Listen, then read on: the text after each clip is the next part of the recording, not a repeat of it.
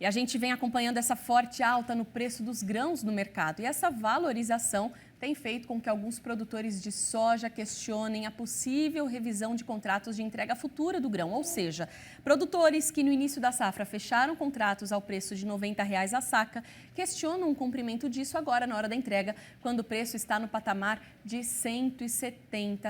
Mas é possível essa revisão? Para explicar isso, nós convidamos o advogado Frederico Bus, que já está aqui conectado conosco. Muito bom dia, doutor Frederico. Obrigada pela participação no Jornal Terra Viva. Bom dia, Lilian. Bom dia aos espectadores. É um prazer estar aqui com vocês. Eu inclusive, sou um espectador assíduo desse programa. Que ótimo. Muito obrigada. Muito bom tê-lo aqui conosco. Bom, judicialmente falando, existe algum histórico de revisão de contratos futuros no mercado de commodities agrícolas? Sim, este assunto ele não é novo, Lilian. Essa discussão já ocorreu há muitos anos, em outras safras. Ali, por volta de 2005, essa discussão ela veio forte aí no Centro-Oeste, porque houve uma variação também bem excessiva do preço da soja, não tão excessiva quanto neste momento, mas ela ocorreu. Então, naquela oportunidade, muitos produtores discutiram judicialmente a revisão desses contratos.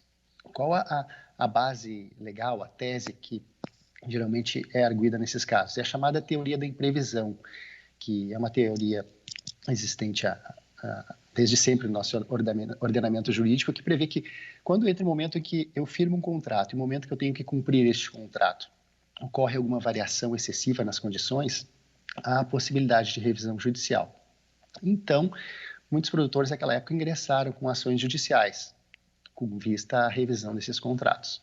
Bem, tivemos algumas decisões favoráveis em primeiro, segundo grau, porém, quando este assunto chegou ao Superior Tribunal de Justiça, o STJ firmou um entendimento no sentido de que não se aplica aos contratos de venda futura da soja a teoria da previsão.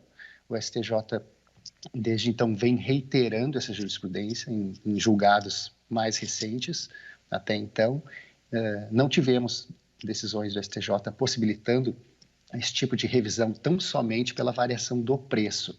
É importante ressalvar que essa posição do STJ ela vale tanto para variações a maior como para a menor. Por exemplo, se o produtor tivesse vendido a saca, prometido entregar a saca a 90 e agora a soja tivesse a 45, do mesmo modo, não caberia ao adquirente buscar esta revisão judicial. Isto porque é a própria natureza, segundo o STJ, a própria natureza deste contrato de entrega futura, ele existe justamente porque a soja é uma commodity e que há essa variação.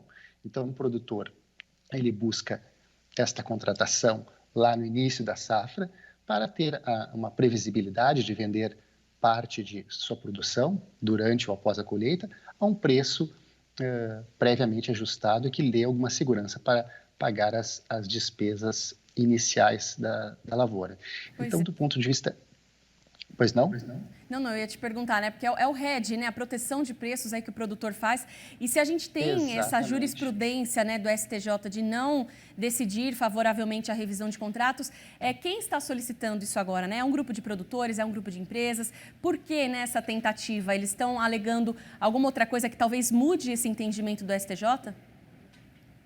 Eu não vejo nenhuma alegação no sentido que tenha força para mudar esse entendimento, porque as ações judiciais que eu tive acesso, elas questionam justamente a questão da variação excessiva do preço, arguem que o produtor está deixando de ganhar, que está tendo prejuízo porque se comprometeu a entregar um determinado valor e a soja agora está num valor praticamente 100% maior. Mas, como eu falei, esse tipo de argumento já foi analisado pelo STJ e o STJ não decidiu pela inviabilidade dessa revisão judicial. Então, eu não creio que tenha uma alteração na posição do tribunal nesse sentido. Outra situação que também tem ocorrido são situações de produtores que foram atingidos por estiagem, que também foram atingidos por excesso de chuvas e tiveram quebra nessa produção.